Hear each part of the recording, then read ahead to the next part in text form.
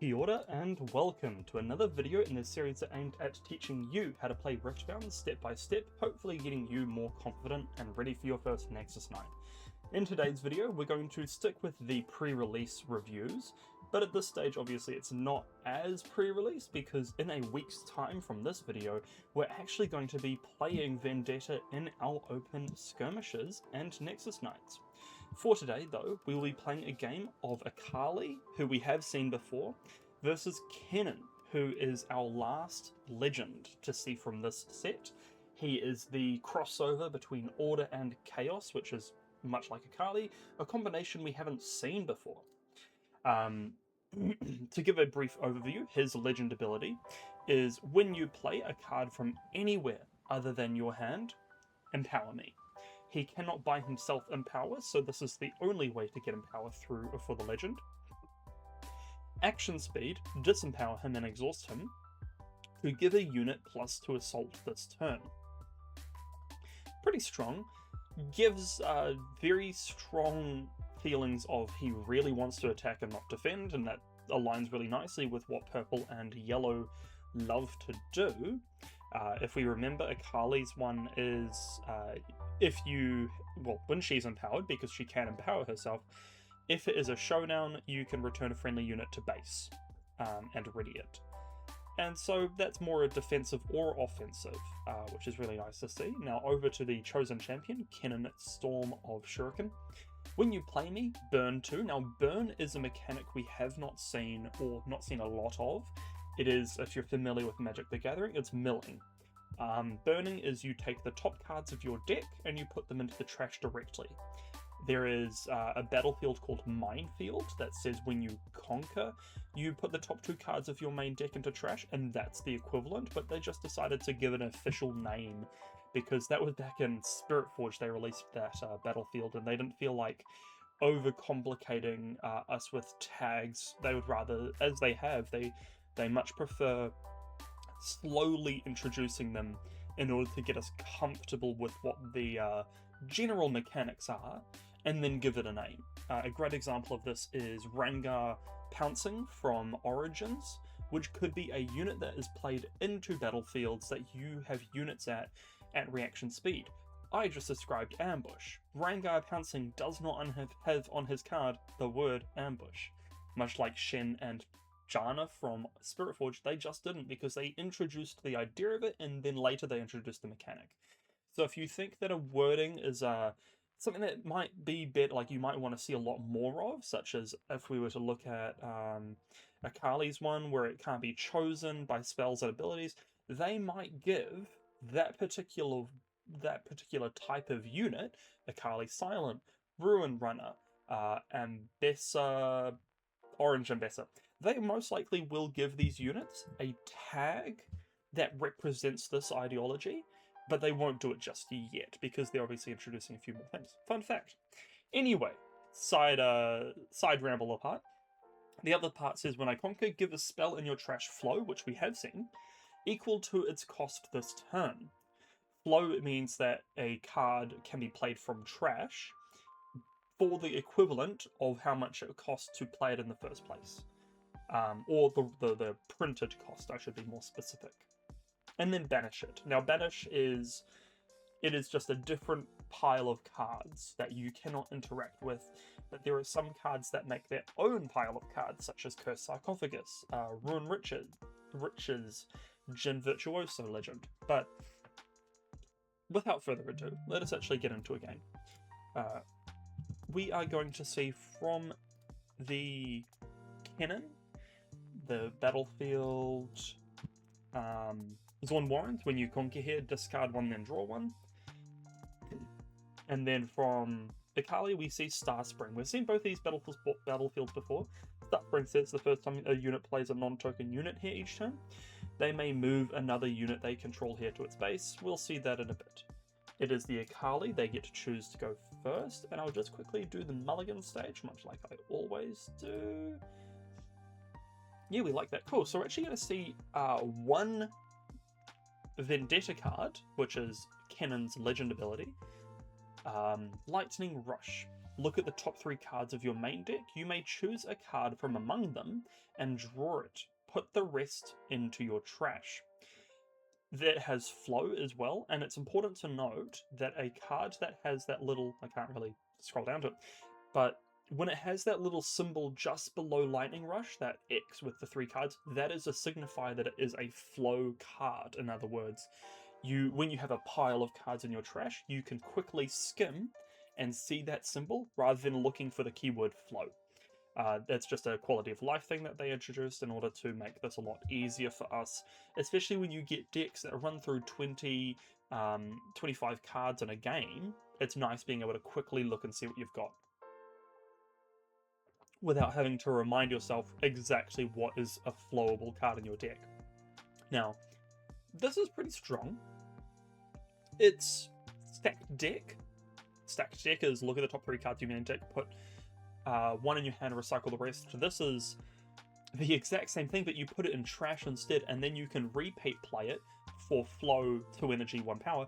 But it's worth noting that Kennen's ability says you may put a spell in your trash flow equal to its cost of turn. So technically, you could argue that this flow, you could overwrite the cost of this flow. I haven't seen a ruling on this because I don't think anyone's really cared that much about it, but we'll see. I think that would be a really fascinating concept. Anyway, with enough rambling aside, let us play. Akali is going to bring out a gear, Mask of Foresight, to begin with. When a friendly unit attacks or defends alone, give it +1 this turn. They will then pass. It is now Kennen's turn. They're going to tap 2 to play a Soaring Scout, and then they're going to tap 1 to play Lightning Rush, which we just kind of went over. So we will see that Kennen sees a stacked deck. Oh, that's funny because I just talked about it.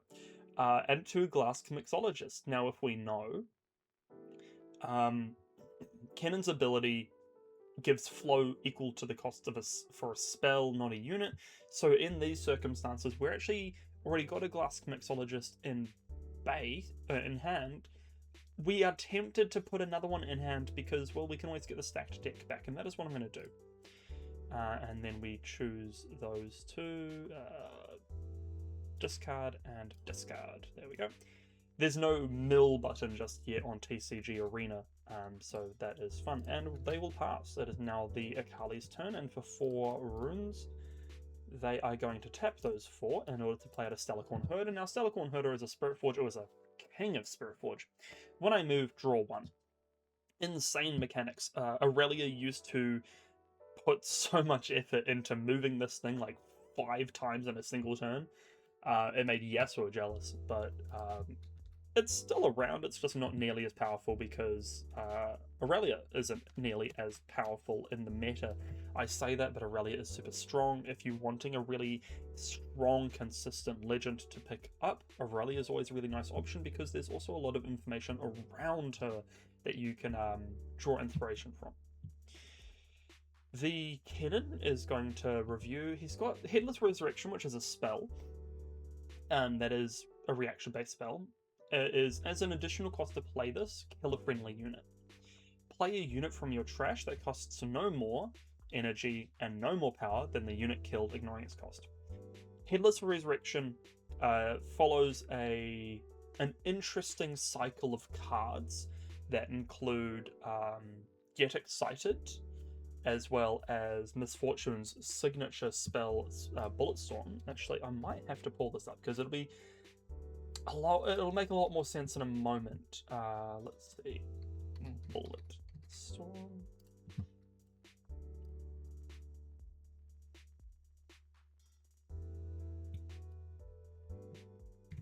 Now let's see if I bring us over to this one. Cool.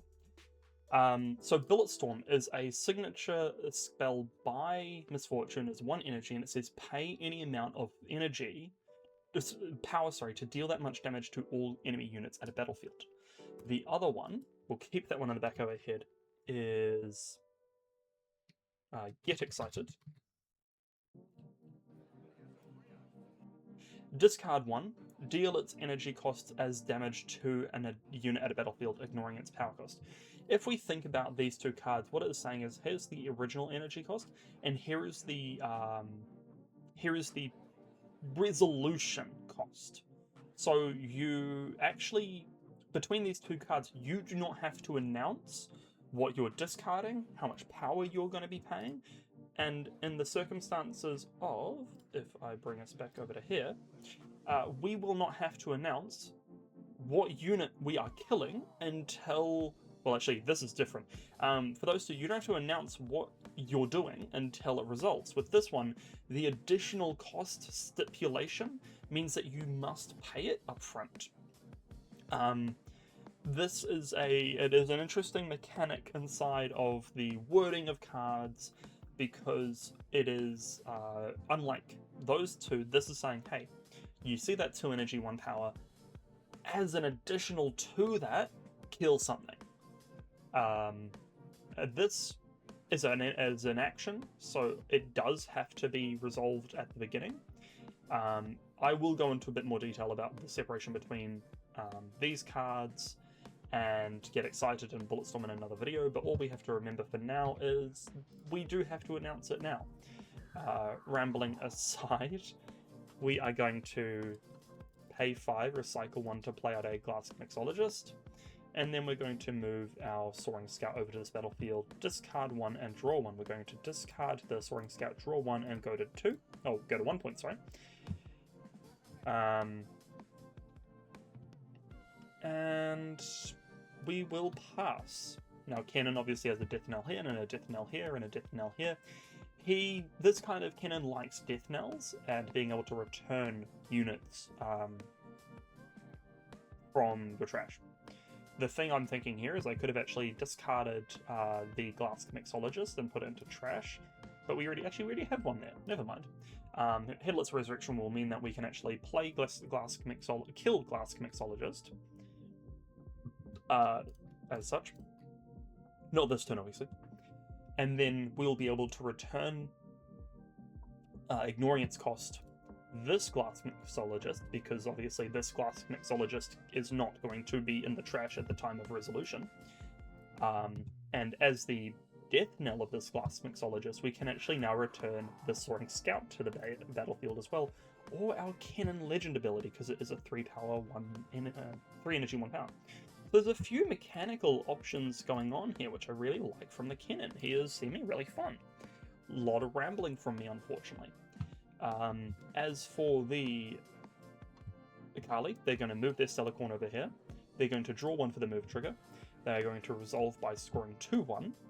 Then they're going to pay 2 in order to play a Scuttle Crab to this battlefield. They're going to draw 1 for the Scuttle Crab play trigger, and then they're going to trigger the Star Spring because they played a non-token unit to that battlefield. They're going to move the Stellarcorn back to base. They moved it, so they draw 1, and then they're going to pay 1 energy, 1 power to play Shuriken Flip, dealing 2 damage to 1 enemy unit at a battlefield, which they're going to target the Soaring Scout, and then they're going to move a friendly unit, being the Stellarcorn Herder. The Soaring Scout will die, channeling 1 rune exhausted for the Kennen, and then the Stellarcorn Herder will move, triggering its move ability. The Shuriken Flip will now resolve. The Akali will conquer. They must discard 1, draw 1. They're going to discard the Inferno and draw 1 and score to 2. They have 3 runes to their name and a lot of cards. They are going to hold for now. So in that turn, they moved the Stellarcorn Herder from base to Starspring, then from Starspring to base, and then from base to Zorn Warren. So they moved it 3 times and drew 3 cards from that trigger. They also drew 1 from the Scuttle Crab and drew 1 from the Zorn Warrens. We could have empowered the Akali, but I'm holding on to those 3 runes because it gives us access to On Guard, Discipline, and Emperor's Divide in a pinch. It is now the Kennen's turn. And after all of those shenanigans, they're like, well, that's pretty terrifying. They are going to begin by tapping 3, recycle 1 to play out Kennen, Storm Shuriken, and burn 2. So they burnt a Cogmore Caustic and their other Lightning Rush. They're going to move the Glass Mixologist over to this battlefield because they don't really care if it lives or dies. And then they are going to, at action speed, play stacked deck to look at the top 3 cards of their deck. They got a spell, Key Barrier, which is a new one, which is actually kind of exciting. Choose a unit, prevent the next 7 damage that unit would take. That's really interesting because it's a mechanic we haven't seen before, where it's either usually, Unyielding Spirit, Repulse, where it's just ignore damage, or prevent all damage. This is saying, hey, look, I'm going to say, no, you can take damage. It's just, we're giving you essentially 7 health. That aligns very nicely with the mechanic of Shen, which you can see in the picture. Soul Gorger, which is an Origins card. When you play me, you may play a unit from your trash, ignoring its energy cost, but still paying its power. That's not limited, so we will be able to, non-trash, would be able to bring back Glass Mixologist quite easily through that. And the last one is a stacked deck, which we just used to draw those cards. We are going to put the Key Barrier to hand and put the rest of the recycle. And then we're going to pass priority. It's now the Akali's turn. They're wanting to keep this Stellarcorn Herder alive, so they're going to pay 1, pay 2 in order to play a Discipline, to give it +2 and draw 1. 1, 2, 3, 4, 5. Now they've got an interesting situation here where either they could stay at 5 and go for a trade, or they can pay an additional in order to give us +2 and hope that there's no way that the Kennen can keep it alive. But if they do pass, and there's a way for the Kennen to bolster, they can use Defy. So at this stage, we've also keep in mind actually when a friendly unit attacks or defends alone, give it +1 this turn. This is a gear that is at slow speed, but I do not know if it is innate. I should really know if it is innate. I believe it is. I'm lying. It's a reflexive trigger. That is what I'm thinking of. Sorry. A reflexive trigger is not. You do not have to preemptively trigger it. It just triggers when its conditions are met. So in this case, the Stellarcorn Herder is defending alone, and so it gets +1. So I need to add that to the stack. It is now a 6 to a 5, and so it is the Kennen's turn to respond. And the Kennen is going to respond by saying, yeah, let it die. Cool, whatever. And that's what's going to happen. The Kennen is going to resolve the triggers by killing the Glass Mixologist. And they're going to play from their trash a spell that costs, a unit that costs no more than 3 energy, 1 power. And they're going to choose to play a Cogmore 2 base. That will now resolve with the Glass Mixologist dying, and for their last 3 runes, the Kennen is going to tap 3 and recycle a purple to play a Fizz. Fizz says that when you play me, you may play a spell from your trash with an energy cost of no more than 3 energy, ignoring its energy cost to recycle the rest, and then once you... the current wording is recycle that spell after you play it. They've now adjusted this to recycle the spell upon resolution, or something similar, because what people were saying is, oh, like, you could defy it and then it goes back to the trash, but no, it's always meant to be,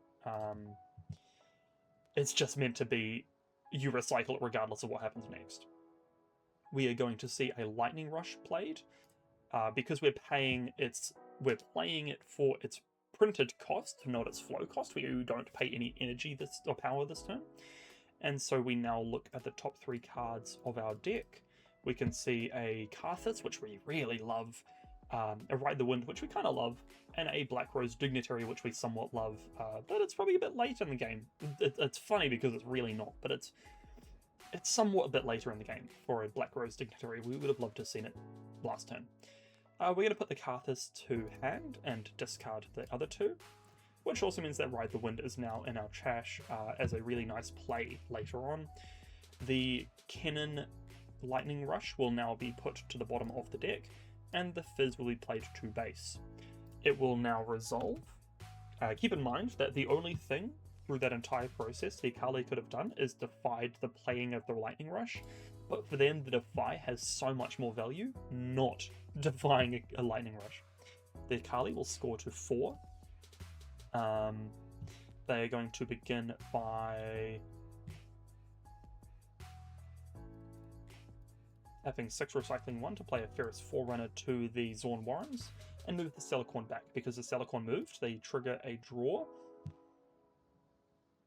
And then that's kind of all she wrote. She's going to pass, she's going to say, hey look, I've got 1 rune, that's enough for a Defy, but I just got to trigger off my Celicorn and hold these 2 battlefields with 2 things I don't really care about dying. It is now the Kennen's turn. They're going to tap 3 Recycler Yellow to play out a Karthus. Karthus has the ability, your Death Knell effects trigger additional time. Kind of powerful when you can deal 4 damage now twice.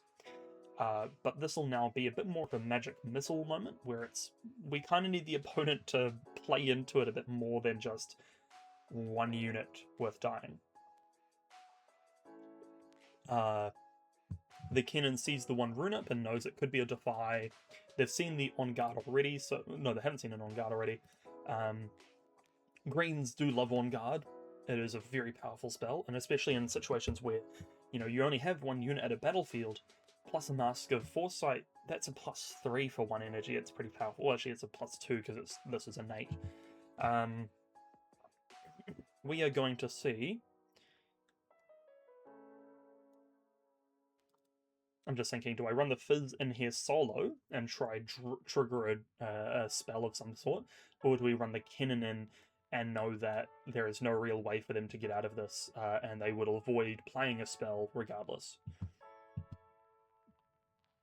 If we were to play in Conquer with Kennen, the spell we would most likely play is... I mean, it could be Ride the Wind. But I'm thinking Lightning Rush. We still haven't... Actually, no, we have triggered this. That is a lie, because we've played the Cogmore from Trash. So that's a missed trigger by me. So our Kennen is currently empowered, and it can give a unit +2 assault this turn, which means that if we had a way to bolster the Kennen with an additional couple might, we could actually... Well, this isn't going to do it because that's only preventing damage. Well, actually, it means that we'd trade. We could kill the Ferris Forerunner, but we would trade with the Kennen rather than kill the Ferris, conquer with the Kennen, and being able to play spell such as... I'm thinking at the moment it's going to be Lightning Rush. Lightning Rush is phenomenal, but also I'm tempted just to do Stacked Deck because these are equivalent. This one just has Flow. Let us actually open with a Flow trigger of the Lightning Rush. So we look at the top 3. We see another Headless Resurrection. We see a Cull the Weak, which for the Akali, they're obviously going to choose a Scuttle Crab.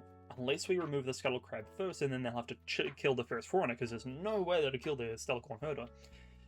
And then they will lose that battlefield free, which means we could run the Cogmore in, or the Fizz. Either one's going to lose the second that one of those mechs with the Mask of Foresight runs in.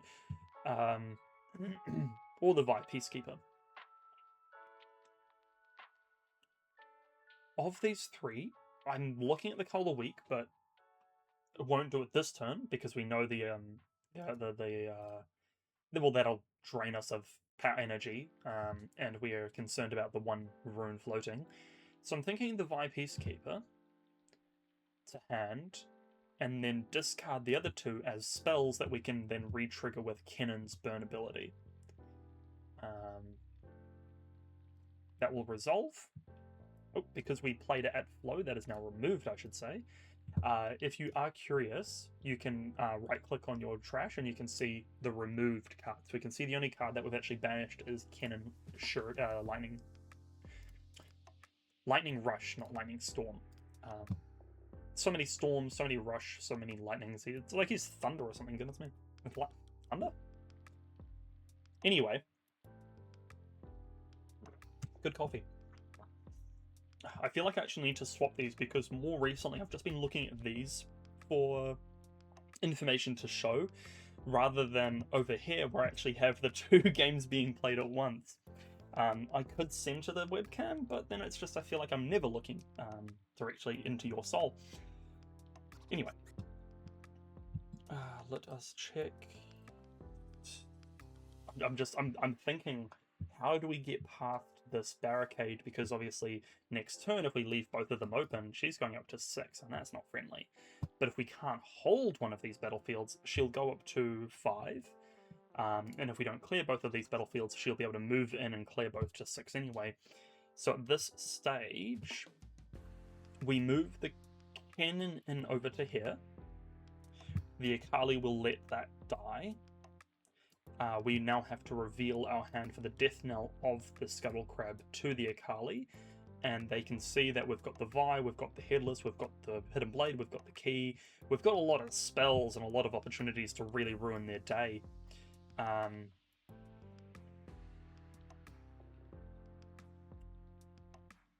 And we're going to tap to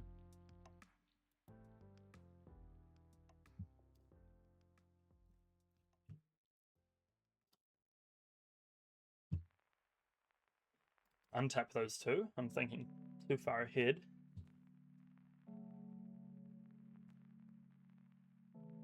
So I was thinking originally I'll use Headless Resurrection, but then I was like, actually, what do I kill? The Kennen to bring back a...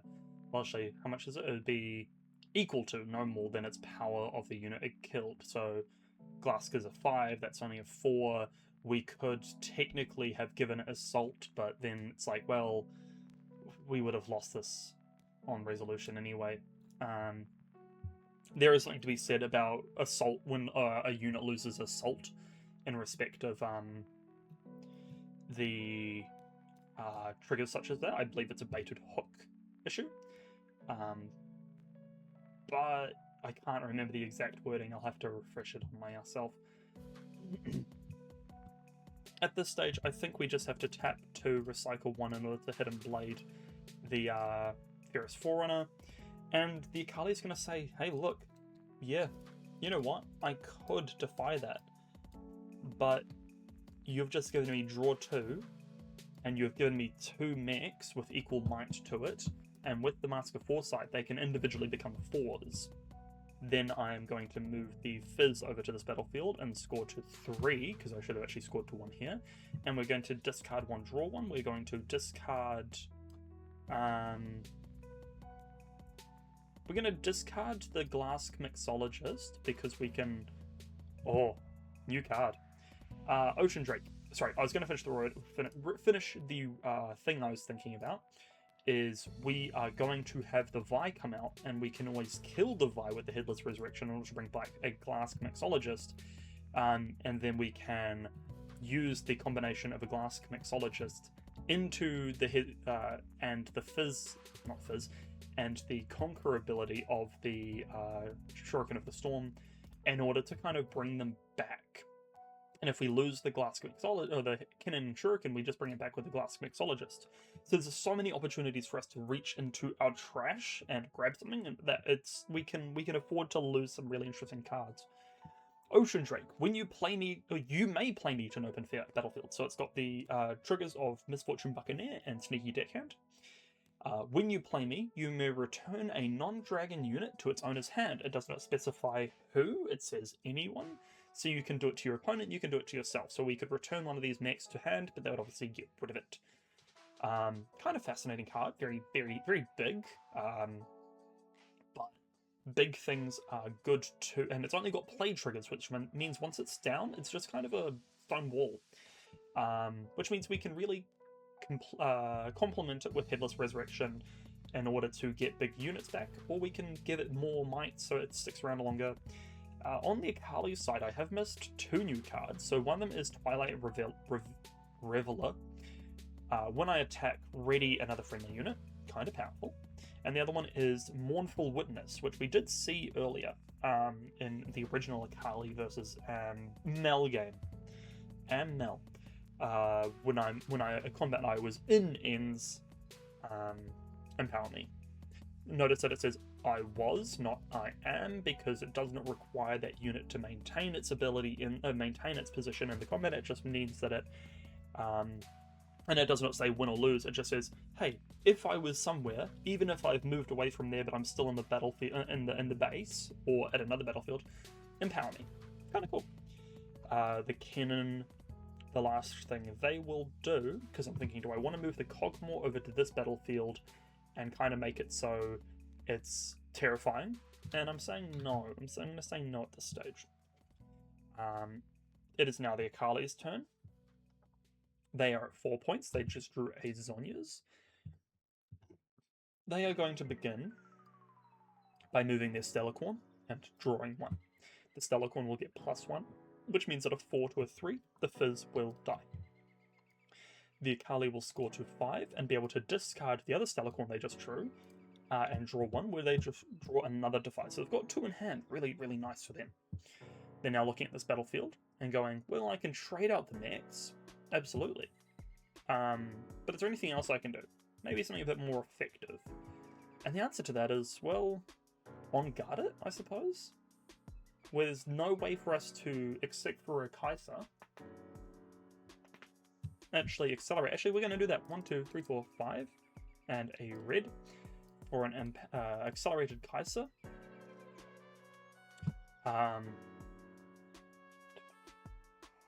Now we're just going to give it the +1 from Mask of Foresight, so it'll be a 5 to a 4. The Kennen will die. The Akali will go up to 6. For the Conquer ability of the Akali, they will draw 1, and then they will recycle 1 in order to hide a card at this battlefield. And with 3 runes remaining, they're going to move a mech to this battlefield and pass. While this does mean that they no longer get the Defender Attack Alone triggers, they're not too worried. By the way, that Zhonya's is hidden, so we cannot see it from the Kennen's perspective. The Kennen drew another Ocean Dragon they cannot afford. And it is now the Kennen's turn.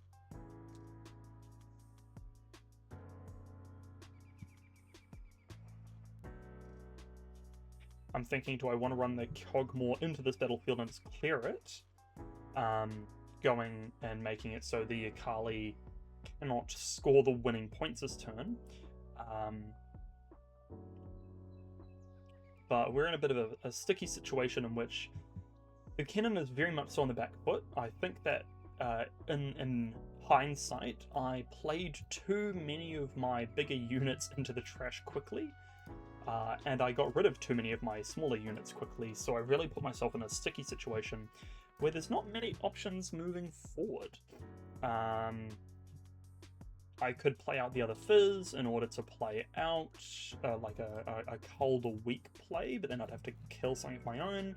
I could play a Ride the Wind, but then it's like, well, my unit's already ready. So the only alternative would be if I could somehow play out the Fizz and another unit in order to get a bonus play. But if I move the Cogmore in here, cleared that, then I move the Karthus into here, discard an Ocean Drake, draw 1, hopefully see something a bit better. Then I can play the Fizz to play Ride the Wind in order to bring the Karthus back to base safely. And that's at least one clear. But it's actually better if I didn't move the Karthus back, because we need to defend this battlefield in hopes that we can prevent the Akali from winning next turn. The Call the Weak play, it's interesting as well. Headless Resurrection really does nothing for us. Stacked Deck doesn't really do anything for us besides just letting us see more cards we probably won't be able to afford to play. Really awkward position. I am of two minds. I think that there is definitely something that I have done wrong with Kennen in this position, and I think it's just a lack of experience with the Kennen. But at the same time, I'm very well aware that it's a hard place to be regardless, because we know that the Akali has a lot of ways out. I mean, they could just Emperor's Divide and just pull both of these units back and just defend until prevent any of these units from dying.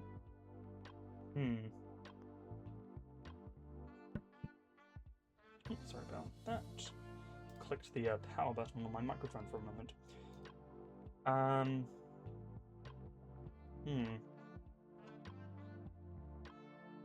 This is really awkward. I don't think there is a way for me to win as Kennen in this game. But go me for winning as Akali, I'm just saying. Akali seems really powerful. But then again, I am a lot more familiar with those two colours, being a Jhin, Ahri player, Rumble player, Kai'Sa player, a lot of red blues, as you can see, but also playing a lot of greens in the way of Leona, playing Ornn. I've played enough different types of decks in those two archetypes, but very little in the yellow, besides the occasional set. So I'm a bit of on the back foot when it comes to these colours, and very confident in these colours, so that might be a very good indicator of why this game's so skewed, unfortunately. I am going to move the Kog'Maw to this battlefield, and it is going to trade. However, on the Death Knell trigger, because keep in mind that Death Knell is one of those things you can react to, the Akali is going to tap 2 runes in order to play Emperor's Divide. No, they're not, because that's an action speed. That is an action speed. And this is only spells. So, unfortunately for the Akali, I just massively misplayed for them. And so that is a cleared battlefield. Oh, I'm an idiot. If I was thinking correctly, I would have Emperor's Divided before Resolution. I've had a very similar situation at a Nexus Night, where the opponent misread the card and they went, well, damn it, do you mind if we reverse? And I've said, in the past, I'll often say yes, but also it's one of those massive indicators for a game, or massive moments for you as a player in a game, where you have to question whether you want to win harder, and maybe see this out to a second or a third match, or if you want to spare the opponent some sympathy. In that situation, I believe the game was already 1-1, it was match point, and I did say, unfortunately, hey look, no, that's a missed opportunity on your behalf. And I think it was mostly because I'd already given them a few lifelines. I think I was playing Ahri at the time, which Ahri triggers, if you know, are rampantly forgotten about until it's too late. And so it's one of those moments where sometimes you have to be sympathetic and go, hey look, I get it, we're here to have fun. But other times you have to go, hey look, I get it, we're here to have fun, but it's also your obligation as a player to remember how to play the game and remember all the things, because we're not always going to hold each other's hands and be merry. And that's one of these moments. The Karthus is now going to move, scoring to 4. And for 3, they're going to play out a Fizz, and they're going to play a spell from their deck with a cost no more than, no more than 3, and we must still pay its power. And we're going to play a stacked deck, and we're going to look at the top 3 cards of our main deck and see another Karthus, an Honest Broker, and a Babai Piltover. We are going to... Of these 3, we're going to put the Karthus to hand, recycle the rest. We played the stacked deck from trash, and that now must be put to the recycled as well. And we're going to path. We're going to path. The Kaiser will score to 7. They are going to tap 2 to play out another Mask of Foresight.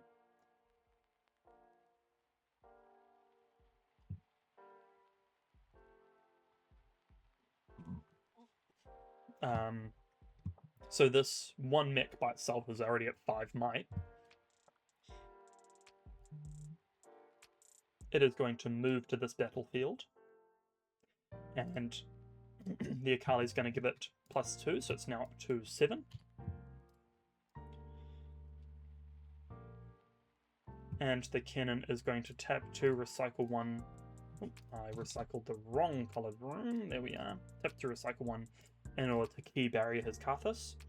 And the Kaiser is going to tap 1, recycle 1 to defy that, and that's going to resolve with no trigger. Then the mech is going to give +2 again, and that is unfortunately the game. In that situation, there was very few things as a Kennen player I could see being possible. If we did not play the Fizz, we could have played the Vibe, but that's an additional 5 over a 3 hidden. But also you got to remember that the Akali knew that there was a Vi in hand because of the original Scuttle Crab resolution. But that's what it is. I am now going to bring us over to the sideboard. I feel like sideboard is a part of the game that a lot of people miss. as a trigger. So we're going to quickly go over it now. As the Kennen, what did we see as really big issues that game? Well, we didn't have a lot of spells that interacted with the opponent. We had, as you can see, we've got the Cull the Weak, one copy of, Headless Resurrection, Hidden Blade. These two, Hidden Blade and Cull the Weak, are really strong. This is defensive, this is mechanic, this is part of the Kennen triggers, Kennen fun, movement, draw for Kennen, and that's it. That's our only spells that really interact. We've got the Vise, we've got the Soul Gorges. We actually saw all of the deck in some way or another. There were no cards in that game we didn't see. On the sideboard, keep in mind that as of today, the 24th of July, the sideboard is now increased to 10. So this instead of 8 will be 10. Last Rites is a gear. It's really powerful. We didn't show any gear. We don't have any gear. But it would mean that we could put things from our trash back to deck. We had about, I think, 15 cards in our deck at the end of the game, but we did a lot of draw, and I think that we did a lot too much draw in some respects. So Last Rites being able to recycle those cards isn't going to be as powerful. The Conquer trigger, or Hold trigger, being able to play a unit from your trash is quite strong, so we'll think about that. Hard Bargain, really strong for countering certain spells, and so we're looking at that one with a bit more contemplation as well. Invert Timelines, each player discards their hand, draws 4. The Akali had a very big hand, and that is in part due to Stellarcorn Herder. So this is one of those cards where I'd sit there and go, well, actually, no, it is defiable, but it also would just rip the opponent's hand in half if they have a lot of cards but no defies. Next we have the Starcrossed. Starcrossed returns a friendly unit and an enemy unit to their owner's hands. Pretty strong. Not looking at this one with so much joy. And the last one is Tactile Retreat. Choose a friendly unit, the next time it would die this turn, heal, exhaust, and recall instead. We weren't really on the defensive side. So I'm not too interested in these last 4 cards. I'm interested in these first 4 cards, however. Maybe only 1 copy of Hard Bargain, you never know. What can we remove? Well, this is pretty strong. We didn't get any interaction with this, but we can see where it wants to be. Key Barrier got defied. I think I'll swap out 1 because having 1 in hand is nice, having 2 in hand would be a bit iffy. And I'll swap it out for the Invert Timelines. Big one card play. Ride the Wind. I like it. I do. Lightning Rush and Stacked Deck, I love having 3 of. There's so much potential. I mean, between these 6 cards, we get a look at 18 cards in our deck, and of those 18, 9 obviously, 9 of them go to hand, and the other 9 will be, I feel like I'm not doing math. This is, look at the top 3 cards, so it's 3 of those, you look at the 9 cards, you look at these 9 cards, it's 18 cards. You put 1 in hand, so 6, and then of those remaining 12, 6 go to trash and 6 go recycled. I like these as options for us.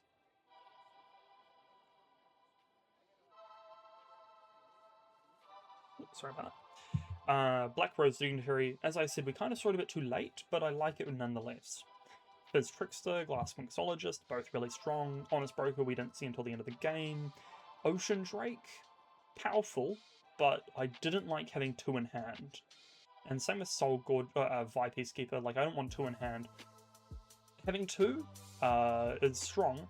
The way that most people will often decide whether it's a 1 or 2 or 3, there's some beautiful videos out there that explain it much better than me, but 3 are cards that you want to see consistently and you don't mind having in hand multiple times. That goes to Karthus Eternal, Honest Broker, Cogmore, your 2 draw mechanics. Those are cards that you don't mind having multiples of because they provide so much utility. 2s are often, you like them, and there's a benefit to having them, and so you want to have more of them, but they themselves you don't want to see too many of. And if we look, it's the Fizz Tricksters, it's the Peacekeepers, the Soul Gorges, the Ride the Winds, where if you have 1 in your hand, you're kind of happy because you've got utility. Having 2 just means you feel a bit more clunky, and that's what was happening with Ocean Drake. 1 means you think that this is a really good spur of the moment card. In this deck, we're seeing that as Cull the Weak, Hidden Blade, Invert Timeline, well, wasn't initially, and these two and Invert Timelines in the sideboard. And that is a good representation of, we really like these cards as kind of flashy moments, but we don't want to fill our hand with these cards because it actually doesn't provide us much in the way of development. Which says a lot, because this gets rid of a unit, this gets rid of either a unit or gives your opponent draw, and this gets rid of your entire hand. So across the board, it's pretty easy to see why. We're going to put a hard bargain in, and I think we'll leave it at that. We could look at kind of thinning out the units a bit more, but we're not replacing them with units. We're replacing them with gear or spells, and so we're going to keep it like that. And we're going to put in our Minefield. As for the Akali, they have Against the Odds, which are really good against Swarm decks, because for every enemy unit attacking, you get +2. Not so fast, great to counter abilities and spells. We really like this, and we're gonna put this in. Thermobeam, there was no gear this game, so there's no point in having this there. Twilight Shroud is a new spell to Unleashed. Oh, Vendetta, sorry. Just 1 moment. Sorry about that. Just a bit sick at the moment. It says, give a friendly unit +1 this turn. It can't be chosen by enemy spells and abilities this turn. If we go back to the very start of this video where I was talking about the fact that there are quite a few cards that have triggers like this, this is another example. They are most likely going to, in Radiance, give this wording a tag. It could be Shrouded, it could be Invisible, it could be a whole range of things. Untargetable if they want to stay with within the scope of League of Legends wording, but Flow itself isn't a tag in League of Legends, as far as I'm aware. But they'll most likely give this the tag Untargetable. I believe there is similar wording in Magic that they could just kind of mimic. But that is why I think that'll be a thing that we see next. And it's got Flow, which is really nice for this card. Summoning Rate, good for gear. Twilight Reveler we saw once, kind of strong, but we were in such a powerful position we never saw it. As for cards getting rid of, we like Mask of Foresight, we like Zhonya's, we like Defy, we like Discipline, we like Emperor's Divide somewhat. Because we're not building massive armies, this is more powerful to just keep something alive for a turn, and just really annoy the enemy. So it's really good. I think having 2 is good. I might drop this down to 1 because we do have a bit of draw in the hand, but we'll keep 2 at the moment unless we see no other option. On guard, beautiful. Falling Star, really good. We saw Cogmore, Fizz, Karthus, Soaring Scout. Those alone are really strong Falling Star targets because if they're in the base, this can target them. And especially Karthus, we can just kind of go, hey look, we see that you have this beautiful unit here. Wouldn't it be a shame if it died? And because we can trigger it twice on the same thing, we can do some really, really nice plays. So we're going to keep those. But we never saw them, which is a shame. Shuriken Flip, love it. Ferrous Forerunner. Big. I'm going to drop that down to a 1. So that was actually the right play. But big, but we don't really care that much. Inferna, strong 2-drop. Jhin, strong. I think against the Mel game we saw it, but I'm not too stuck on it, so I might get rid of it. Kai'Sa, love it. 3 of them, yeah, I love it. Mournful Witness, yeah.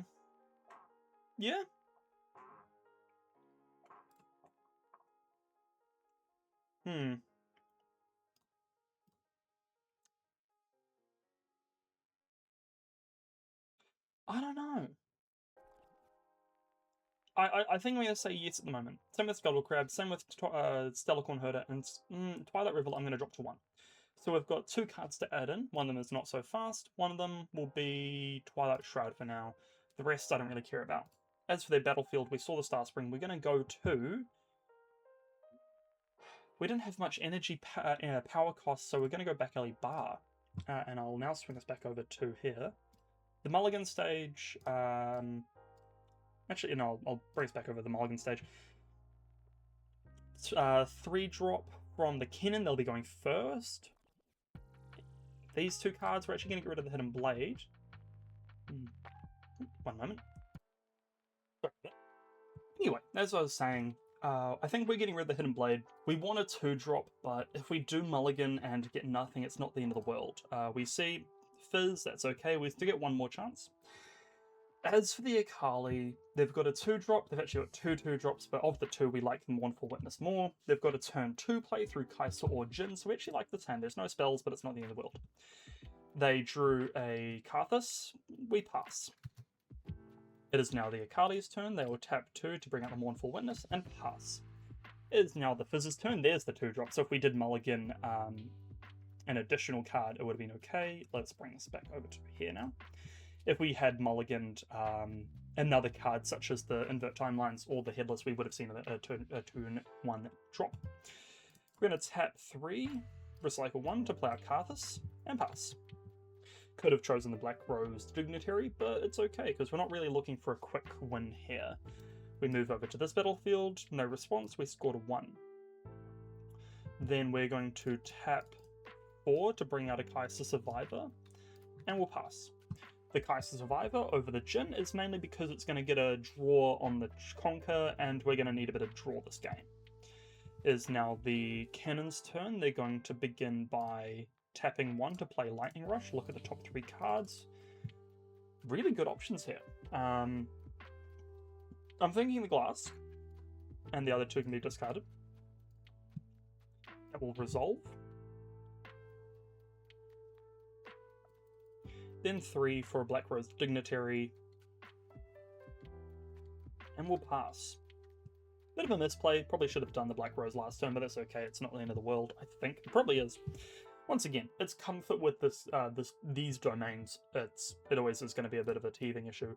Kali scores to 2, they move over to this battlefield, and they will conquer to 3. They miss now mill 2 cards because of Minefield. They got rid of a Jhin and a Shuriken Flip. That's always rough. This is why this battlefield is so painful for a deck that has no way to involve itself with these. Obviously, Shuriken Flip has the flow, so it doesn't really matter as much, but the Jhin, it's a unit. They've already got 1 in hand, but it's a unit. For the Conquer, they also draw 1 for the Kai'Sa ability. Then for 3, they're going to play out a Twilight Reveler, move the Mournful Witness back, and then for their last 4, they're going to, and recycle 1, they're going to bring out a Jhin and pass. They're leaving themselves a little thin for the Kai'Sa, but they have another Kai'Sa in hand, so they're not too worried at this stage about making sure they have runes up for countering spells. They'd rather just get out the extra units this turn and build up a bigger base faster than the opponent can. It is now the Kennen's turn. They are going to open with a stacked deck. They see an Ocean Drake, Cull the Weak, and a stacked deck.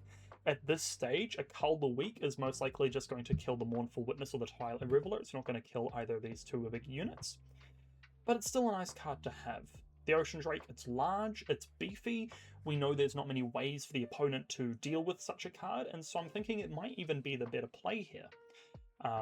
Losing these 2 cards this early on, we only have 1 copy of Cull the Weak, so it does hurt, but I mean, it is what it is. We're going to put the Ocean Drake to hand and put the rest to the bottom, and that is resolved. For 5, recycle 1, we're going to play out the Glass Mixologist, move the Black Rose Dignitary to this battlefield, scoring to a 1 this turn. It would have been a 3 with the Assault, not big enough to kill the Kai'Sa, so that's why we didn't try and fight. And with our last 2 runes, we will tap those and play the Swing Scout straight to this battlefield. And we'll pass. It is now the Kai'Sa's turn. The Akali's turn. They scored a 4. They'll bring back the Kai'Sa from that battlefield, and then they will tap 4, recycle a green, in order to bring out their chosen champion. Chosen champion, Akali Silent. And then they will empower the Akali Legend for 3 energy, 1 power, and we'll add the symbol. Which means that now, if it's their turn during a showdown, they can return a unit from the showdown to base. And that is what they're going to do. They're going to they move the Jhin over, Jin's move trigger, creates 1 energy and 1 power. And they are going to begin by just passing priority, then to say, hey look, I don't really care that much. Fight me. They could, if they wanted, tap these 2 in order to play out the Inferno, but because it would only go up to 3 might, the Inferno would die. The Jhin at the moment cannot die, and they are fully tapped out, so there's no point. the Kennen realizes that there's nothing they do, and they will concede by channeling one rune here, and then they'll do it twice, one more time for each. So they're channeling 4 runes, all exhausted. And those 2 units will die. The Kais will go up to 5 this turn, and they will pass. Keep in mind, the floating energy and power will now dissipate because it is the end of the turn. The rune pool, which is where I think a diagram would be beneficial in these circumstances, and that is what I will do. Let us move over to our trusty dandy whiteboard. So think of the rune pool as a tank.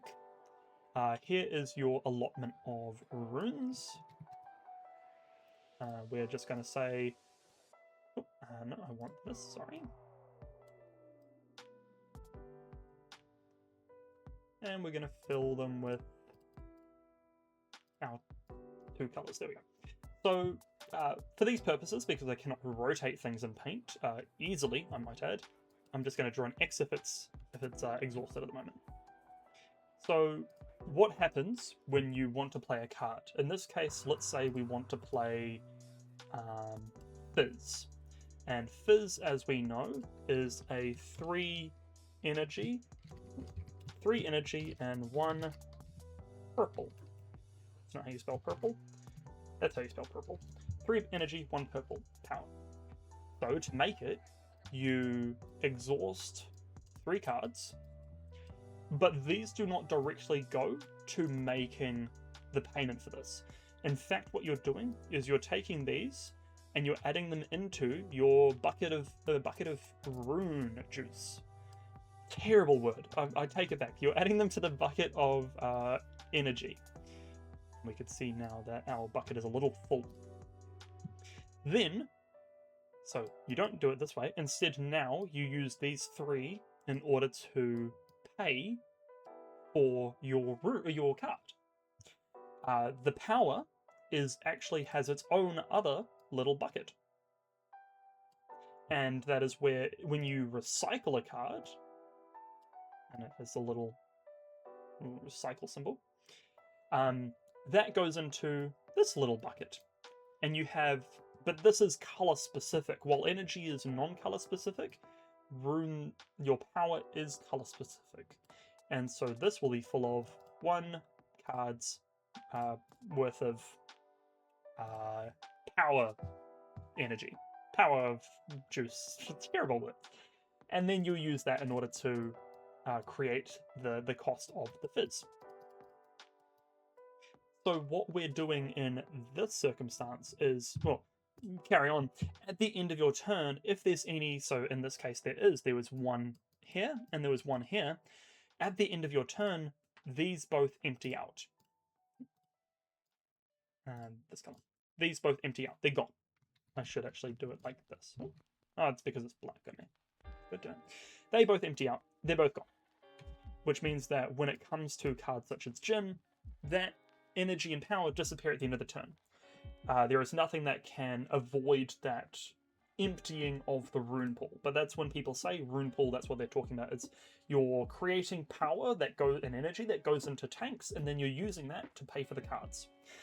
Floating is how you preemptively create that energy and power, and then you can use it at a later date in the same turn. And cards like this create floating energy and power. So that's where that whole mechanic comes from. Anyway, the Jin moved into this battlefield, they passed their turn, it is now the Kennen's turn. We drew a Soul Gorger. When you play me, play a unit from your trash ignoring its energy cost. Of our choices, we have Cogmore, we have the Soaring Scout, the Black Door's Dignitary, and the Fizz. We're not really too worried at this stage. Instead, what we're going to do is we are going to move the Glass Mixologist to this battlefield, and we're going to say, I pass. The Akali is going to tap 1 to play an On Guard onto the Jin, moving it up to 6 might, because it is alone, it gets +2 instead of +1. And the Kennen's going to go, oh no, you killed my unit. Well, joke's on you, I have Karthus, so its death non-trigger triggers twice. You may now play a unit with no, because the combat has resolved. This is now on the death non-trigger. We can now play 2 units with an energy cost of 3 energy, 1 power, ignoring it's ignoring its cost. So we're going to choose to do the Cogmore and the Fizz because that is the most fuel efficient. So we're going to play these 2 units. First, the Cogmore will be played down, and then the Fizz will be played down for each of the 2 triggers of the Glass Mixologist, and now this will die.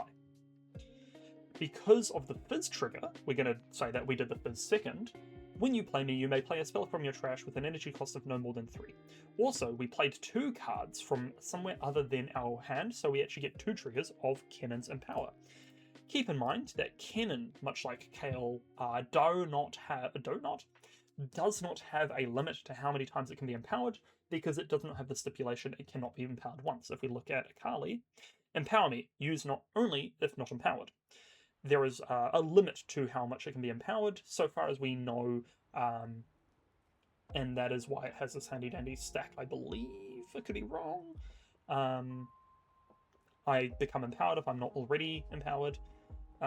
This has a limit, it specifies a limit, so maybe there is a way to subvert this, and technically the only way to empower it more times than 1 is through other means. But this specifies it can't be empowered more than once, so that's good to know.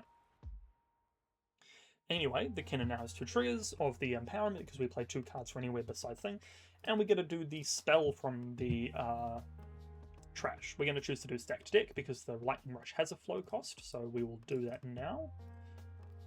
Look at the top 3 cards of our main deck. We'll see Lightning Rush and 2 units. We're going to play put the Lightning Rush to hand and recycle the rest, and this will now be recycled itself for the Fizz resolution. We are then going to, because we have all our runes still, keep in mind, like the only thing we did this turn is sacrifice the Glass Mixologist, which is terrifying. For 1, 2, 3, 4, 5, 6, 7, 8, recycle 2 purple. We're going to play out Soul Gorge's. Soul Gorge's ability lets us to ignore its energy cost, but still play the power cost of a card from our trash. We are going to play the Glass Mixologist, recycling 1 yellow, playing that to base. We are then going to, because we have so many opportunities this game, we could play the second Fizz to play the Lightning Rush, we could play the Lightning Rush beginning, we could Headless Resurrection, our Glass Mixologist to return these 2 units to our hand. We could invert Timeless to get a brand new hand. We're actually just going to play the Lightning Rush from hand and see if we can get some new cards to our trash. Look at the top 3 cards, we see a Cogmore, a Glass Mixologist, and a Headless Resurrection. I'm thinking we'll put the Cogmore to hand, play it, and then we will we actually can't do Headless Resurrection and the last. We'll put the Cogmore to our hand and discard these 2 and resolve. And then for 3, recycle 1, we'll play out the Cogmore and we will pass. We could have also played out this Kennen. I'm just thinking about that now. Actually, I will reverse that turn by bringing out him, and that will mill 2 more cards, and we'll see we milled a Vi and a stacked deck, which goes phenomenally well. It is now the Akali's turn. They score to 6. They'll move their Kai'Sa over here, score to 7, draw 1 for the Kai'Sa trigger, and then they will mill 2. It is worth noting that the reason I did it in that order is because you get the choice. This is a Conquer trigger, this is a Conquer trigger, and scoring a point is a Conquer trigger. When there is no immediate specifications, such as before you conquer, if they're all at the same speed, you get to choose the ordering as the controlling player. So we chose to draw 1, and then we chose to, well, actually we chose to score a point, then draw 1, and then trigger the Minefield ability. You cannot ignore a trigger, but you can choose when it happens so long as it's within the time frame applied. It is now the resolution of the Conquer, and the Akali is going to tap 2, recycle 2 in order to play Falling Star to target the Cogmore and the Karthus. The Cogmore Death Knell triggers only at battlefield, so that will resolve, and the Karthus will see the Cogmore's Death Knell, but because it fizzles, it doesn't matter. That will resolve, and those 2 units will die. The Kai'Sa is then, or the Akali is then going to move the Akali Chosen Champion to this battlefield. They're going to choose to move the Mournful Witness to this battlefield, and then they're going to just pass. I'm going to say, hey, look, congrats, but I don't really mind anymore what you have left. And to that, the Kennen's hopefully going to have some answers.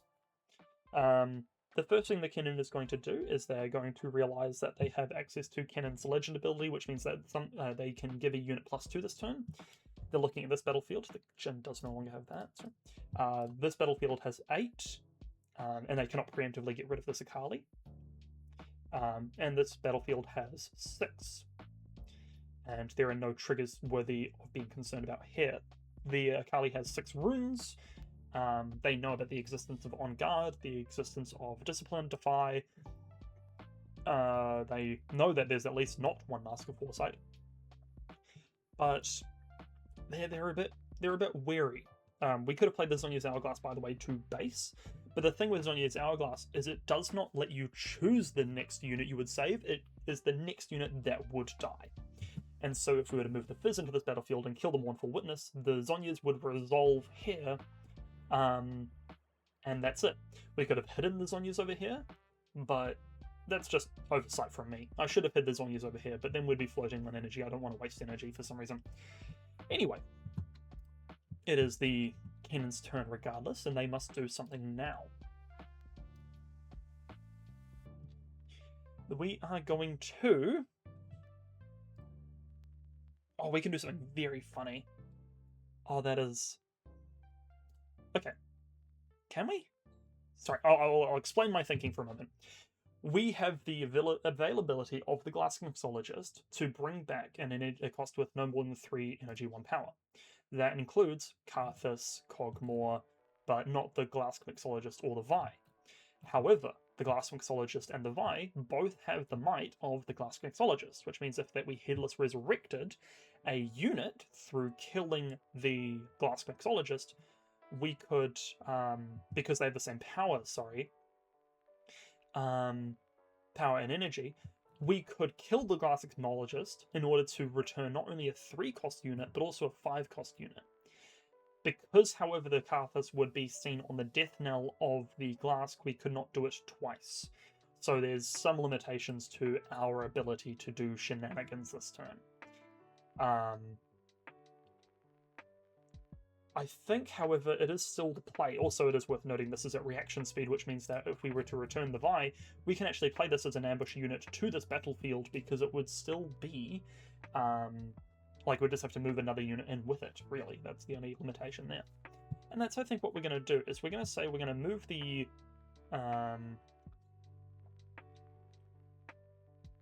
we're going to move the Glass Mixologist in with the Soul Gorger, and then on reaction speed we're going to tap to recycle 1 in order to Headless Resurrection. This is now going to be, as an additional cost, we're going to choose to kill the Glass Mixologist. If at this moment the Akali had access to Defy, she could Defy. She could not so fast because it does not interact with any of her units, but she could Defy, and it would actually keep the Glass Mixologist alive because it would prevent the cost of the play of the spell. Actually, no, it would still kill the unit because as an additional cost to play this, this is on play being when it is played you must kill. It would resolve with the unit being killed, but the trigger not occurring. So the Glass Mixologist is dead regardless, but we will first remember that this is the order, so the Headless Resurrection will now kill a unit and play a unit from your trash that costs no more energy, no more power than the unit killed this turn. And so we know that the Vi is going to be played. And then we are also going to be returning the Karthus. So the Karthus will be played to base, because, well, there's no reason to play it to this battlefield. And then the Vi will be played to this battlefield. These will resolve, and the Glass Mixologist will be gone.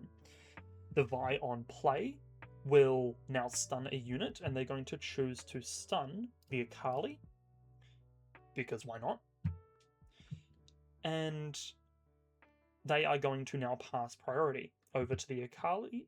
they are going to realize there's not many things they could do. They could tap 2 to bring out a 1 might and Inferno, and that would mean that they could kill one of those units, or they could do the same thing with On Guard and be able to kill one of these 2 units. And so they're going to do that. They're going to tap 1 in order to play On Guard, and they're just going to bolster their Jin's might by 1, putting him to... There we are. So 5. It will now resolve. The Jin and Akali will both die, and they're going to choose to kill the Soul Gorger. The Kennen will now score to 2, but they now need to conquer the other battlefield, because if they don't, the Akali wins anyway. They are now... What could they do that's funny? Well, they have access to another Headless Resurrection by way of the Fizz, playing the Headless Resurrection from Trash, killing the Vi in order to bring back a Glass Mixologist, and then that's kind of where the circle ends. They can afford to play out the Ocean Dragon and return the Kaiser to hand, and then move in the Kennen to this battlefield. Are there other options? I mean, they could invert timelines and just scrap the entire hand and see what happens next. Is there another spell in their trash that they might want to see right now? Not really. I mean, they could flow out a Lightning Rush, but then it would definitely put them outside of the range for Ocean Dragon. They've also got to be mindful of the Twilight Reveler. I mean, at this battlefield at the moment, there is 6 might minimum. There are 5 cards on the side of the Akali, but we know because they chose... Well, actually, they only chose to bolster the might of the Jin by 1. If they had a Discipline and bolstered it by 2, that would have actually been enough to only kill one of the units. But if they had a way to bolster it again, so they played On Guard, if they had an On Guard and Discipline, it could have increased the might beyond what the Vi and Soul Gorger could have cleared. So we know that the Akali... Well, we have a confident belief that the Akali has no way to either defy or discipline right now. Of the other options in their hand, we don't know. But they could have another On Guard. We've only seen 2. There could be 3, you never know. Which means that if we do Ocean Dragon one of these units, we would need to actually Ocean Dragon the Kaiser Survivor, and then the Mournful Witness, at most, will trade with the Kennen, and at least just die. And I think that's the gamble we need to take. We need to tap 8, recycle 2, to play an Ocean Dragon to this battlefield, because we can, and then we will... Well, actually, we can play it to an open battlefield, but there's no open battlefields. We're going to return a non-dragon unit, being the Kaiser Survivor, to its owner's hand. If there was a not so fast, that is when you could have used it, and the Akali has no not so fast. We know that they don't have that either. Then we are going to move the Kennen over to this battlefield. The Mournful Witness did not see and then the Kennen is actually going to exhaust the Legend ability to give this +2 this turn. So even in the circumstances of it being an On Guard, it doesn't matter anymore. I forgot we could have actually done this over here as well. And I actually forgot that we could disempower this to give the unit Assault this turn. And then we can do some really funny things when it comes to... Oh, it's actually... No, because it looks at the energy cost, not the might. I'm thinking of Baited Hook. Never mind. Ignore me for a moment. The Mournful Witness will die. The Kennen will have conquered, so they've got a conquer trigger here, a conquer trigger here, and the point. They're going to give themselves the point so they don't forget. Then they're going to do the conquer trigger from here, ignoring... they can play a spell... Well, give a spell in their trash a flow, but they're not... There's nothing to do here. And then they're going to mill 2 cards. They mill a Cogmore and a Soaring Scout. These 2 cards here. And then they're going to move the Fizz to this battlefield. The Kennen is going to lose its Assault. And they're going to pass. It's now the Akali's turn. They did lose a lot that turn. They lost 3 units. they're going to tap on the right screen 5, recycle 1 to bring out a Kaiser accelerated. They've got a Shuriken flip in hand. I mean, they didn't really need to accelerate, so I think we're going to reverse that. Bring out a Kaiser non-accelerated. The reason is because we're not afraid of the Kennen winning next turn, or the turn after that. We just need to build enough in order to kill one battlefield eventually. And so we're actually going to pay...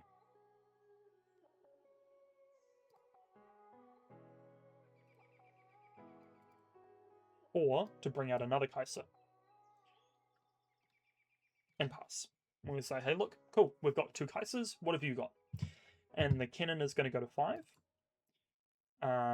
There are no hold triggers that we need to be aware of, so that's okay. The Karthus is then... the Kennen, I'm looking at the Karthus, sorry.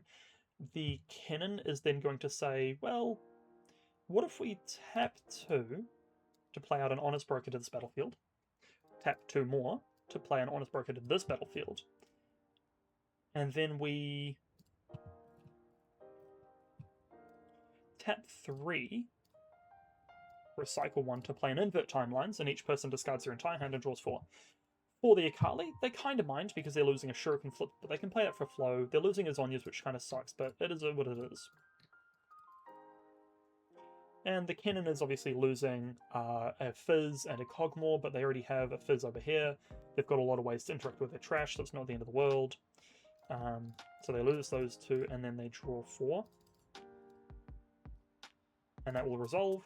And now, with 2 runes remaining, they've actually got access to the Ride the Wind and a Key Barrier, which is going to be really nice. They've got Soul Gorger for next turn if they decide to bring back a unit, such as they could bring back another Soul Gorger into a Glass Mixologist and begin some other shenanigans. I really like this Kennen deck. I think it's fascinating.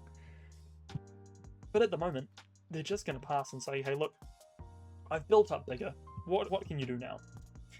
And the Akali's going to say, well, I'm going to tap 2 to bring out a Mask of Foresight to begin with. And then I'm going to tap 2 more to play a Scuttle Crab and draw 1 for the play. Oh, and we have a Twilight Shroud, so the 1 Twilight Shroud will be added. Give a friendly unit +1 this turn. It can't be chosen by enemy spells and abilities this turn. And then we can play it from trash, so we could actually play it on 2 units individually, or the same unit twice, to give it... So we could turn the Kaiser, which would be a 4, plus the Mask up to 5, 6, 7, 8, 9, 10 might. That would... And then we could... No, we can't flop from that with trash. But that'd also mean that we wouldn't have to worry about not so fasting this, so it'd actually be better for us to definitely play it. So it's 5 in energy for 5 might, plus Mask of Foresight, plus 2 draw. This would turn this into a 10. We've got 2, 3, we've got 9 at this battlefield, and there's 2 runes up. And there's 14 at this battlefield. That's 2 runes up. I think we need to first tap 2 to discipline onto this Kaiser. So it goes up to 6, and draw 1 and see what we get. We get another Kaiser. Okay, so we don't mind losing a Kaiser this turn. That's what they're telling me. But also I'm thinking, do we send this Kaiser in as a 6+, and so it's a 7, kill these 2 units, or attempt to kill these 2 units, and then on the back end we can always kill these 2 units. And then we can send in the second Kaiser with an additional 7 might to finish it off. And I think that's what we'll first do. We'll go in here, and we'll say, I am going to pass priority. And the Kennen is going to say, sure, what are you killing? Because I know what I'm killing, but what are you killing? Well, the Kaiser's dead, and they're going to choose to kill the Kennen and the Fizz. Makes sense. Neither of those had Death Knell triggers. Not trash. The Kennen, no Death Knell, Fizz, no Death Knell, so we don't have to worry about the Karthus triggers or anything like that. It is now the Akali's turn still. They're going to tap 2 to play another Discipline, and draw 1 and give the Akali... Sorry, the Kaiser up to 6 plus the 1, so the 7, and they're going to move into here, and they're going to say, well, I pass priority. And the Kennen now has to take a gamble that hopefully the Kai'Sa does not have a Defy, they tap to recycle 1 in order to play a key barrier on their Honest Broker, which gives it 7 health more, or prevents the next 7 damage. And so that will resolve. Now, while the Honest Broker only has 2 might, they have access to 9 health. It's worth noting that key barrier does say prevent the next damage that it would be dealt. Opponents can assign an extra combat damage to kill it. So if the Kai'Sa had 9, they could kill it regardless, because obviously it would have 9 might. But that will now resolve with the Kai'Sa bouncing, because the Honest Broker doesn't have 9 might, it only has 9 health and 2 might. It can't kill, but it's been dealt 7 damage, which means that it now goes back to a 2-2. And then the Twilight Reveler will move in. It has an attack trigger, which means they can now ready the Kai'Sa Survivor. And for 3 against 2, it will mean that the Honest Broker will die. However, it does have a Death Knell trigger, which means that 2 Gold Gear tokens are played exhausted to the Kennen's base. It will die, the Twilight Reveler will conquer, but it can't conquer to 8, so it will draw instead of the conquer. And they will see an Inferno to the hand. With 2 runes remaining, they're going to keep those for the not so fast, and they're going to pass. It is now the Kennen's turn. They score to 6. They just need to score this turn and hold any battlefield. And they now have a Vi in hand, which is an ambush unit. At this battlefield, they have the Twilight Reveler. So the Twilight Reveler is at 3, but we can actually give the Karthus +2 this turn, so I'm not too worried. In fact, I'm preemptively going to exhaust it in order to give my Karthus 5. And then I'm going to move it into this battlefield. And I am then going to 1, 2, 3, 4, 5, and a gold. Play a Vi to this battlefield, stunning the Twilight Reveler, and the Twilight Reveler will die. I will then conquer to 7, and then I will mill 2 cards from my hand for the Minefield. We milled the Hard Bargain and the Ride the Wind. Kind of painful, but it's okay. And then with our last 4 runes, we're going to tap 2 to play an Honest Broker to this battlefield. And we're just going to pass and say, it is what it is. If I can hold, I win. If you hold, you win. The Kai'Sa, pretty upset with how everything's gone, is going to tap 5 with cycle 1 to play out a Kai'Sa readied. Then they are going to tap 1 to play Twilight Shroud, targeting this Kai'Sa, so it can no longer be targeted by spells and abilities, and goes up to 5. That will resolve. Then for an additional 2, they're going to play it from their trash with the flow cost, targeting the other Kai'Sa this time, and that will then be removed. Banished. Sorry. These 2 Kai'Sas are now 5s. They will go up to 6 with the Mask of Foresight as long as they attack individually. At this battlefield, there is 5, 10. This is only on attack, not defense, so it won't stun. And there's 2 runes remaining, which could be a Hidden Blade, it could be another Key Barrier, it could be a Ride the Wind, because we've seen that in the trash. Could be a stacked deck and a Lightning Rush, for all we know. Or it could be nothing. You never know. The first Kai'Sa is going to move into this battlefield, and it is going to say, hey, I pass priority. Do you pass priority? Yes, I pass priority. Cool, I'm going to kill those 2. The Kai'Sa will then die, and these 2 units will die. Now, the Karthus and the Honest Broker both died. However, the Karthus witnessed the death of the Honest Broker, which means their 2 gold gear are still played to the base exhausted. And then the Karthus will die. It's important because the Karthus otherwise would not witness the death knell, and so you would only get 1, but it witnesses because it occurs at the same time. Then the other Kai'Sa is going to move over to here. It's going to go to 6 because of the Mask of Foresight. And they're also then going to pass priority and say, hey, look, what do you got? And for 2 and a gold, a Ride the Wind on the Vi is going to bring it over to here and ready. Still on defense, so it doesn't get the trigger. But unfortunately, there's not much that the Akali can do in this circumstance, because this is action, this is an action speed, this is a reaction, but it would be up to a 3, and currently they need a 10. So really at the moment, the best they can do is just trade, which is so unfortunate. So they will choose to kill that one. And it is now the Akali's turn, and they realize, well, I've got a 0 might and a 3 might at most, and no way to ready this. And there's a 5 here and a 9 here, so unfortunately for them, they die. Now, where are we? It has already been an hour and a half of me going over this game. This is already an insanely long video, so let us try and smash out this final one, so we at least finish the set. Both players feel like they chose the best cards available to them at the time, and so they're just going to have to run it back. The Akali is going to choose to go first, and the Akali does not get an opening 2-drop. The Kennen, however, does with the Soaring Scout, and then they're going to tap onto Lightning Rush.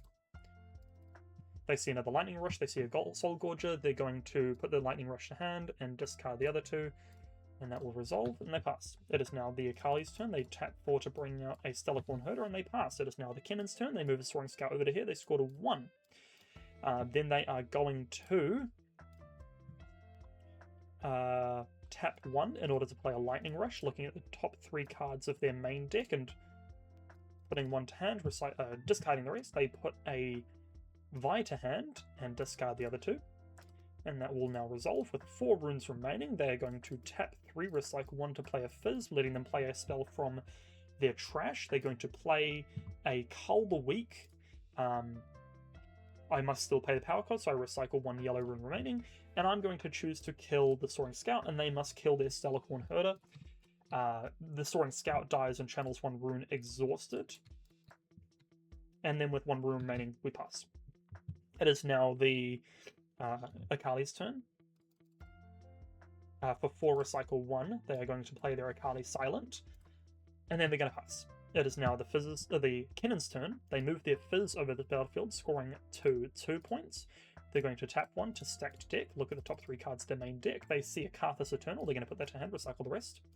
They're going to resolve that. Then for 3 recycle 1, they're going to play that Karthus. And then for 2 recycle 1, they're going to play Ride the Wind, targeting their Fizz, moving it over to Treasure Hoard. When you conquer here, you may pay 1, they're not going to. That resolves, we scored a 3, and then because it's ready, we're going to move it back to base and pass. It is now the Akali's turn. They're going to move their Akali over to Starspring and score to 1. They're going to tap 2 to play a Scuttle Crab, draw 1, play the Starspring trigger, which lets them move the Akali back. They're then going to tap 2, recycle 2 in order to Falling Star the Karthus and the Fizz. There is nothing that can be done, and so those 2 units for the Kennen will die. With their last 3 runes, they will pass. It is now the Kennen's turn. They're going to tap 3, recycle 1 to play out the Kennen, and they're going to burn 2 cards. They're going to burn a Fizz and a Soaring Scout. Then they are going to, for 3, recycle 1, play Invert Timelines, discard their entire hand and draw 4 new ones. Same thing with the... actually, I should have said, the Akali then taps 1, recycles 1 in order to defy that, so that does not trigger, and they pass. That is now the Akali's turn. They score to 2, they move their Akali over to this battlefield, score to 3. Then they will tap 4 to play out a Kaiser, and they will pass.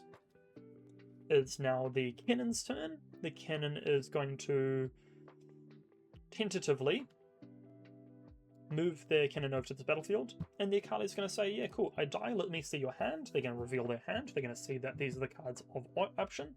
They're going to see, importantly, the Vi and the Soul Gorger and the Glass Mixologist, and also the Cogmore. They see everything quite nicely. The Kennen will get a point for the Conquer and trigger the ability which gives them a choice. They now can play a card from their, or give a card from their hand, trash, flow this turn. They're going to choose to give Invert Timelines flow, which means it can now be played for 3 energy, 1 power. Then for 3 energy, 1 power, they're going to play the Cogmore to base, and then for 3 energy, 1 power, they're going to play that Invert Timelines. And the Akali is going to say, no, I really like my hand. And so it's going to be to fight again, but the card is going to be removed because it was flowed. Then they're going to pass turn. It is now the Akali's turn. They're going to choose to get a point, then bring their Akali back. Then for 4, bring out a Stellarcorn Herder.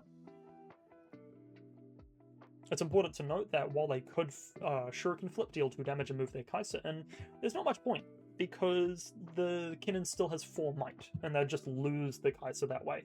They could also play Shuriken Flip and move the Stellarcorn, but then they're losing the Stellarcorn, or they could do it with the Akali. Oh, actually, they can do it with the Akali, so they're going to pay 1, recycle 1 in order to Shuriken Flip the Kennen and move the Akali. The Akali gets +2 because it's moved to a battlefield, so it now has a 6.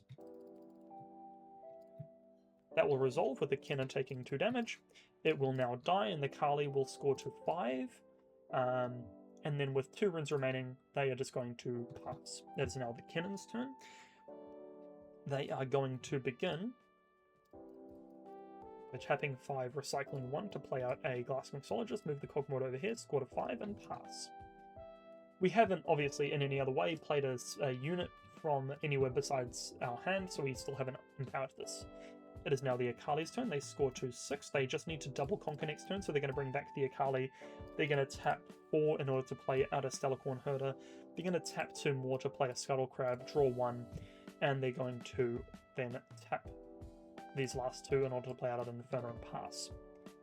It is now the Kennen's turn. They realize that this is the point of what the Akali is trying to do.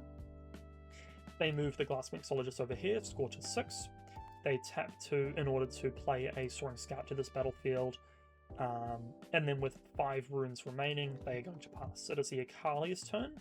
They know that the Kennen just needs to hold both these battlefields in order to win, and so the first thing they will do is they are going to move their Kai'Sa over to this battlefield, tap 1 in order to give it on guard, bolstering it to 6. And then the Glass Mixologist will die. The Glass Mixologist will allow him to look out his trash, and he's going to go for a... Did I accidentally just draw that? No, cool. 3 energy, 1 power. Choices are the Fizz, the Karthus, or the Kennen.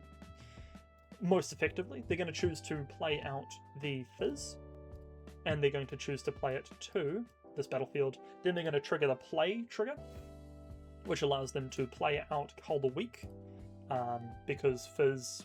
you still have to pay its power, and that is exactly what they'll do. And they're going to kill their Soaring Scout, channeling 1 rune exhausted, and the Akali is going to kill their Scuttle Crab, allowing the opponent to see their hand. And they're going to see that they do have the Vi, so that's kind of why they've got these runes. So they need to be aware that they have to kill this, not with just 4, but with 9 might instead, which changes not much, but it's important to keep in mind. Then the Akali is going to get a point for the Conquer and draw 1 for the Conquer. They draw Falling Star. They're going to tap 2, recycle 2 in order to play a Falling Star, targeting these 2 units.